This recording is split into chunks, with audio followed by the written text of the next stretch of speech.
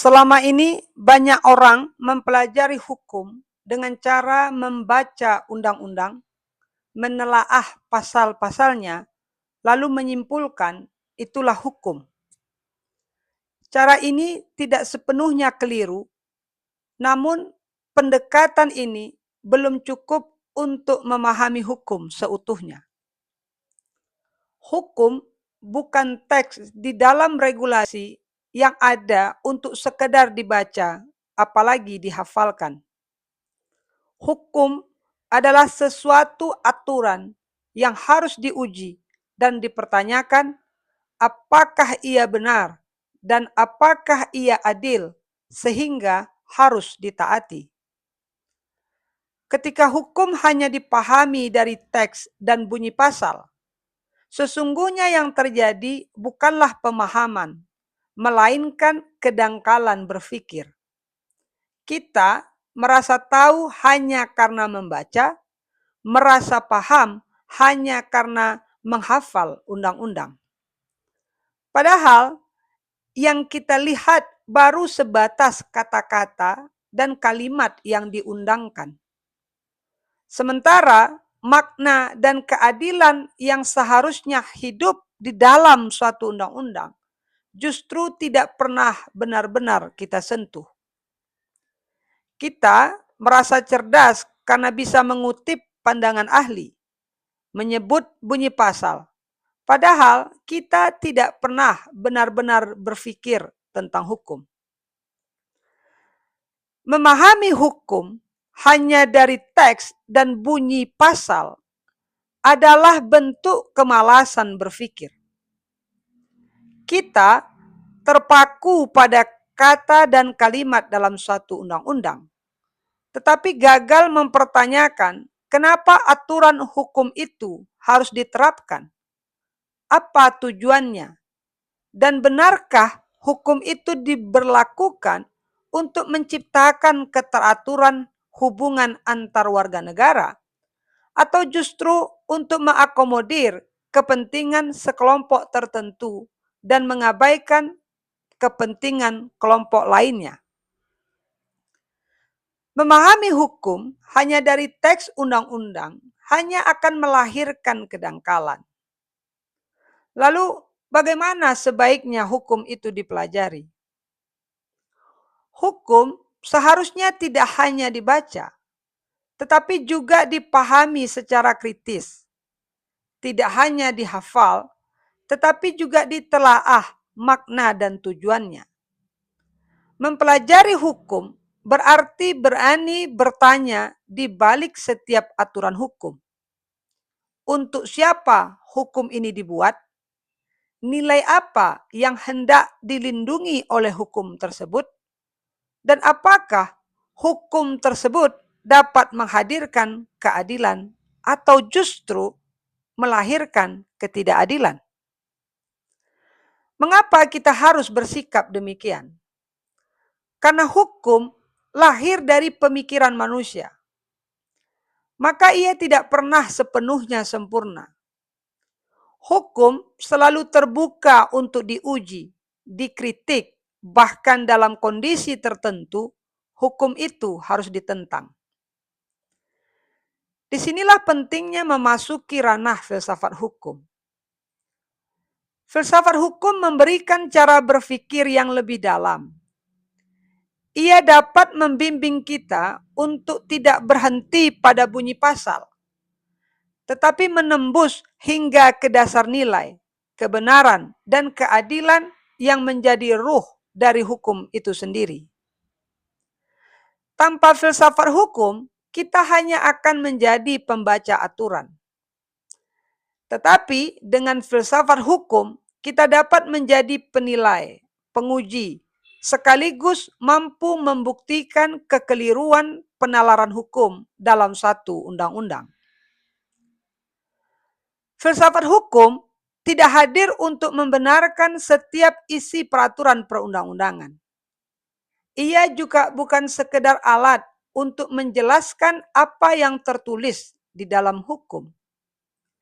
Sebaliknya, filsafat hukum hadir sebagai alat uji. sebuah cara berpikir untuk menilai apakah hukum tetap setia pada keadilan, apakah hukum tetap memberikan perlindungan hak asasi manusia, atau justru menyimpang darinya. Untuk memahaminya secara sederhana, hukum dapat diibaratkan sebagai buah, sedangkan filsafat adalah pisau. Bukan buah yang memotong pisau, melainkan pisau yang mengupas dan membelah buah, agar kita dapat melihat apakah buah itu benar-benar baik atau justru busuk di dalamnya. Demikian pula filsafat hukum bekerja. Ia berfungsi untuk membongkar apa yang tersembunyi di balik teks hukum yang tampak rapi. Karena itu, filsafat hukum tidak berhenti pada pertanyaan, apa isi dari hukum itu? Atau apa yang diatur oleh suatu undang-undang? Filsafat hukum mendorong kita untuk melangkah lebih jauh, dengan berani bertanya, apakah hukum yang ditetapkan itu adil? Apakah setiap orang telah diperlakukan setara di hadapan hukum? Ataukah di balik rumusan hukum yang tampak rapi, justru tersembunyi ketidakadilan? Pertanyaan-pertanyaan inilah yang menjadi langkah awal untuk memahami hukum secara utuh. Sebab, jika suatu aturan tidak pernah dipertanyakan, jika semua orang hanya tunduk tanpa berpikir, maka hukum mungkin tetap berdiri kokoh, tetapi keadilan bisa hilang tanpa kita sadari. Tanpa keberanian untuk mempertanyakan, hukum hanya akan diterima apa adanya tanpa pernah diuji kebenaran dan keadilannya.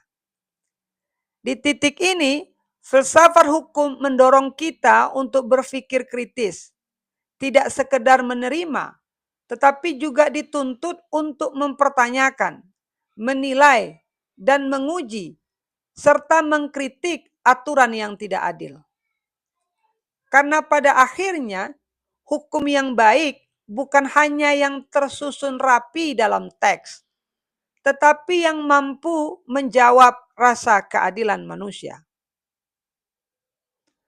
Untuk melihat bagaimana cara berpikir kritis dalam filsafat hukum ini bekerja, mari kita praktekkan secara langsung dalam melihat ketentuan hukum dalam Undang-Undang Nomor 5 Tahun 2010 tentang perubahan atas Undang-Undang Nomor 22 Tahun 2002 tentang gerasi. Dalam Undang-Undang Gerasi tersebut, terdapat dua ketentuan penting. Pasal 2 ayat 1 menyatakan bahwa terhadap putusan pengadilan yang telah memperoleh kekuatan hukum tetap, terpidana dapat mengajukan permohonan gerasi kepada Presiden. Ketentuan ini merupakan kesempatan bagi setiap terpidana untuk memohon pengampunan atas putusan yang dijatuhkan. Siapa saja terpidana yang dapat mengajukan gerasi kepada Presiden? Pasal 2 ayat 2 Undang-Undang Gerasi menyebutkan bahwa putusan pemidanaan yang dapat dimohonkan gerasi adalah pidana mati, pidana penjara seumur hidup, atau pidana penjara paling rendah 2 tahun. Sekilas, ketentuan ini tampak wajar. Namun, disinilah cara berpikir kritis seharusnya bekerja. Jika gerasi adalah hak bagi terpidana, sebagaimana disebutkan dalam pasal 2 ayat 1 Undang-Undang Gerasi, lantas mengapa pasal 2 ayat 2 Undang-Undang Gerasi membatasi hak tersebut hanya kepada terpidana dengan pidana mati seumur hidup atau minimal 2 tahun? Bukankah dalam kenyataannya banyak terpidana yang dijatuhi hukuman di bawah 2 tahun? Apakah adil ketika terpidana dengan kejahatan berat, bahkan yang menghadapi ancaman pidana mati, tetap memiliki hak untuk mengajukan gerasi, sementara terpidana dengan hukuman yang lebih ringan, misalnya 1 tahun, justru kehilangan hak mengajukan gerasi kepada presiden? Disinilah persoalan ketidakadilan mulai terlihat. Ketentuan pasal 2 ayat 2 Undang-Undang Gerasi ini memberikan hak kepada sebagian terpidana, tetapi menutup akses bagi sebagian lainnya. Akibatnya, hukum memperlakukan orang secara berbeda di hadapan aturan yang sama. Maka pertanyaan sederhana tetapi mendasar. Apakah aturan pasal 2 ayat 2 Undang-Undang Gerasi benar-benar adil? Apakah aturan ini telah memperlakukan setiap terpidana secara setara di hadapan hukum? Secara formal, ketentuan ini memang sah sebagai hukum. Namun secara substansial, ia menimbulkan ketimpangan karena telah membatasi hak, menciptakan perbedaan perlakuan, dan menutup akses keadilan bagi terpidana di bawah 2 tahun untuk mengajukan gerasi kepada presiden. Dari sini kita belajar satu hal penting. Hukum, termasuk undang-undang gerasi, tidak cukup dipahami sebagai teks yang dibaca dan ditaati tanpa pertanyaan. Sebaliknya, memahami hukum menuntut keberanian untuk berpikir, mempertanyakan, dan menilai. Dalam keberanian itulah filsafat hukum bekerja, termasuk mengkritik ketidakadilan pasal 2 ayat 2 Undang-Undang Gerasi karena telah menghilangkan hak gerasi bagi terpidana di bawah 2 tahun. Dalam filsafat hukum, kritik adalah upaya untuk memperbaiki hukum, menjaga keadilan, dan mencegah penyalahgunaan kekuasaan. Karena pada akhirnya, melihat hukum dari kacamata filsafat akan mengantarkan kita pada sebuah kesimpulan bahwa hukum boleh sah di atas kertas, tetapi tanpa keadilan, tanpa perlindungan hak asasi manusia, ia kehilangan maknanya sebagai hukum.